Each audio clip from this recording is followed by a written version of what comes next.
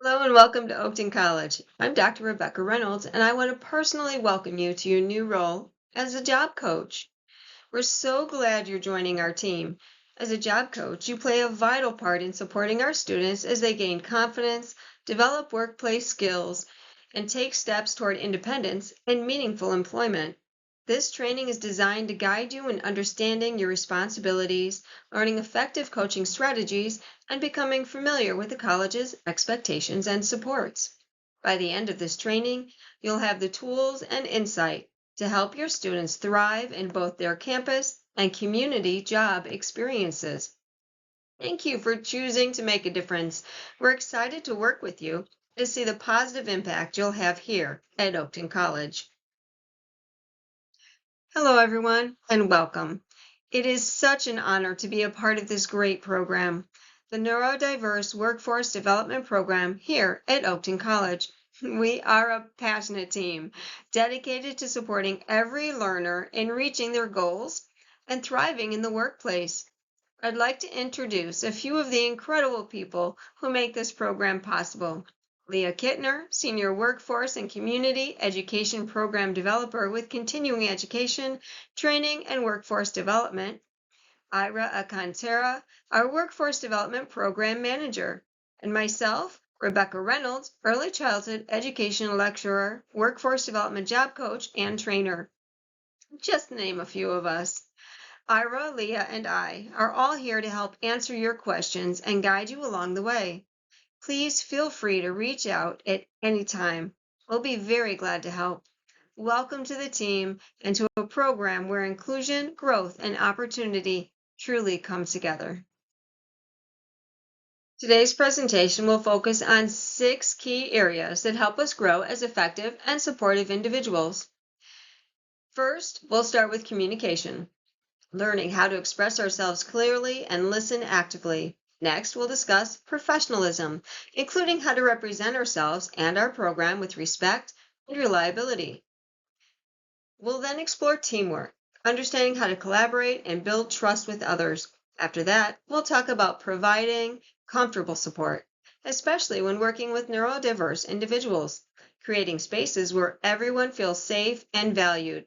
Finally, we'll practice objective anecdotal recording, learning how to organize each observation accurately and without bias. By the end, you'll have practical strategies to apply in the classroom and workplace. Let's get started.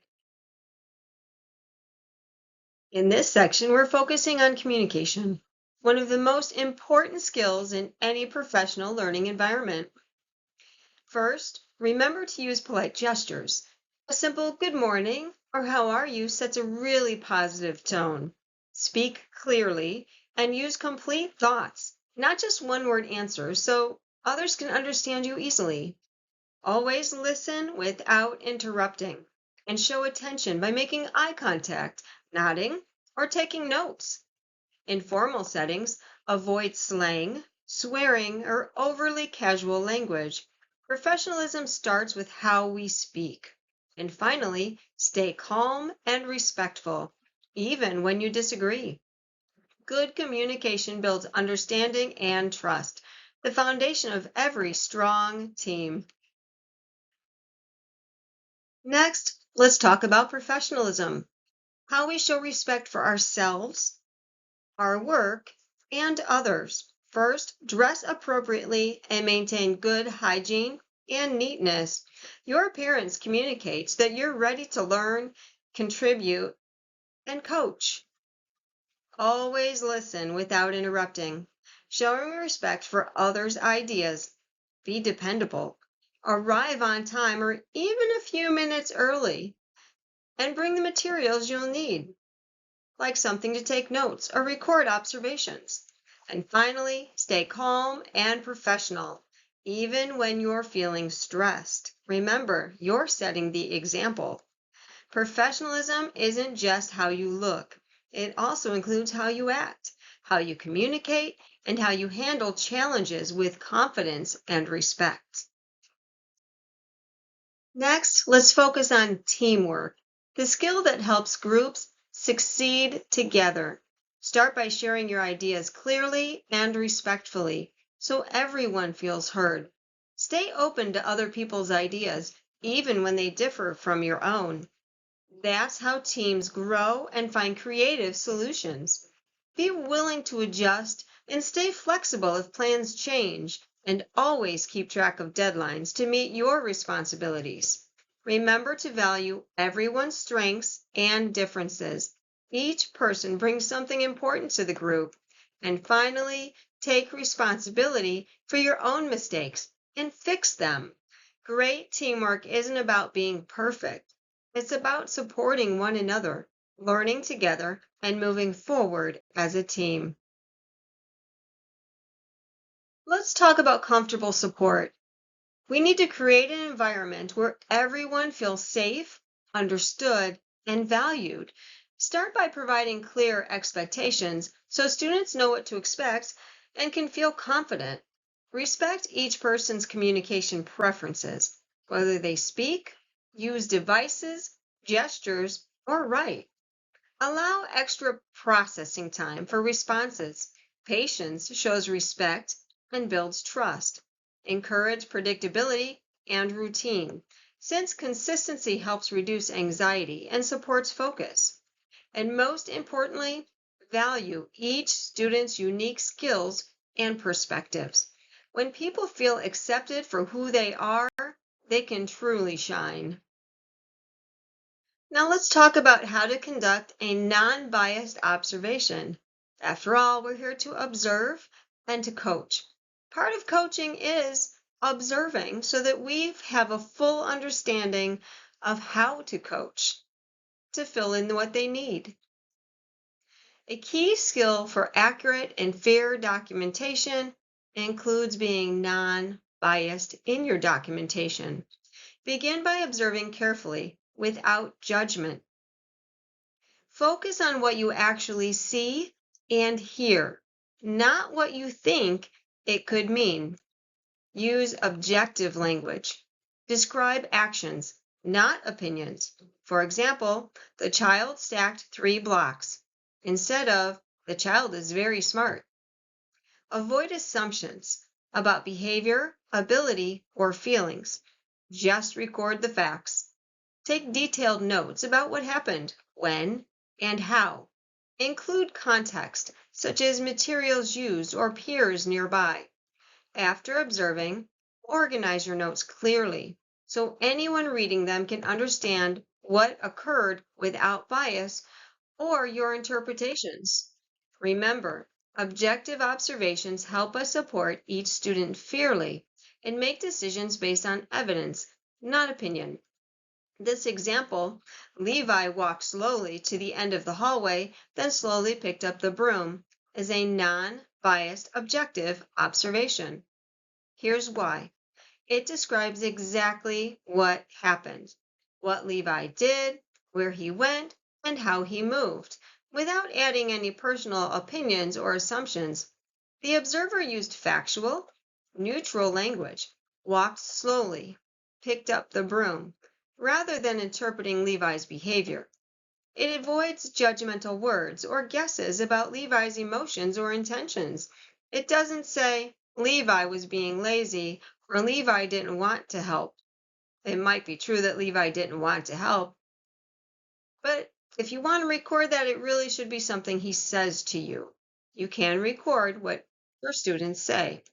In short, this sentence focuses only on what can be seen and what can be heard, not what the observer thinks is happening. That's what makes it a strong, non-biased observation. Writing clear, objective, anecdotal notes for every observation is vital to your success as a job coach. Observe carefully. Watch and focus on one moment, interaction, or behavior. Avoid multitasking. Just observe. Record immediately. Write down what you see and what you hear as soon as possible while the details are still fresh. Try to capture exact words or phrases spoken by the student. This keeps your record authentic and useful for reflection later. Be objective. Describe only what actually happened, not what you think happened or your opinion or assumptions. In our objective example, remember that Levi walked slowly to the end of the hallway, then picked up the broom. Notice how the describes only actions, no judgment, no interpretation. Make sure to include key details. Be sure to note the date and time of observation, the setting where it took place. Were they sitting at a table? Were they outside? The names or initials of students observed, specific actions, words, or interactions. Keep it as brief as possible. It won't be possible to write everything. Playing catch up is not necessary. Anecdotal records should be short snapshots, about 2 to 5 sentences long, focusing on one clear event, not an entire day. When done carefully, objective anecdotal records give you powerful, unbiased insight into each student's development and learning. Observe, record, and reflect, one moment at a time. When observing more than one student, it is important to rotate your time so that each student has an equal opportunity to be observed. Try to spend focused, intentional time with one student before moving to the next. This helps to ensure that your observations are balanced and that no student is overlooked. During each observation, make sure to spend enough time with each student to truly understand what they are doing and what support they might need for success. Avoid rushing. Give students time to process, respond, and show their abilities naturally. Rotating your attention fairly and allowing sufficient observation time with each student helps to create accurate, meaningful records that reflect every learner's strengths and needs. Take Stephanie, for example. After being told to, Stephanie was angry but still listened when she took the garbage bag out of the can, then tied it and took it to the dumpster. Stephanie may have been angry, but emotions, they're just not observable. By taking out the words, was she angry but still listened when she, gives a more non-biased look at Stephanie's skill level for listening to direction. Looking at Donnie as an example, we can note exact facial expression. For example, instead of saying with an angry face, we can state Donnie looked at the teacher with his brows tightened and a frown, because we can see eyebrows and lips. We can't see his anger. When observing Samantha, we can't see being mad, but we can see what she does when students don't listen. For example, did she say something to the students about it? Did she get up from the chair to retrieve students? By taking bias out of documented observation, we can know much better how to guide the students that we coach. Make sure that you have a way to organize the observations you document in a way that is easily understood by other members of your team. This chart demonstrates an effective format. It shows the date, student's name, and observation. It also shows that Stephanie was the first observed in each rotation. Notice the size of the anecdotal notes. Each is focused on one specific experience. Observations, when completed, should be shared with the team and read by you to ensure that as the job coach, you know where your students need comfortable support to succeed during your next time together. In conclusion, we can identify strengths and interests. Observation helps coaches recognize what each student enjoys and excels at, allowing them to build on those strengths in coaching sessions. Understand learning and communication styles. By watching how a student processes information and interacts, coaches can tailor strategies that match their preferred ways of learning and communicating. Recognize support needs. Careful observation reveals when a student may need extra guidance, environmental adjustments, or assistive tools to succeed. measure growth and progress. Comparing observations over time helps coaches see improvement, adjust goals, and celebrate each student's achievements in a meaningful way. Non-biased observation.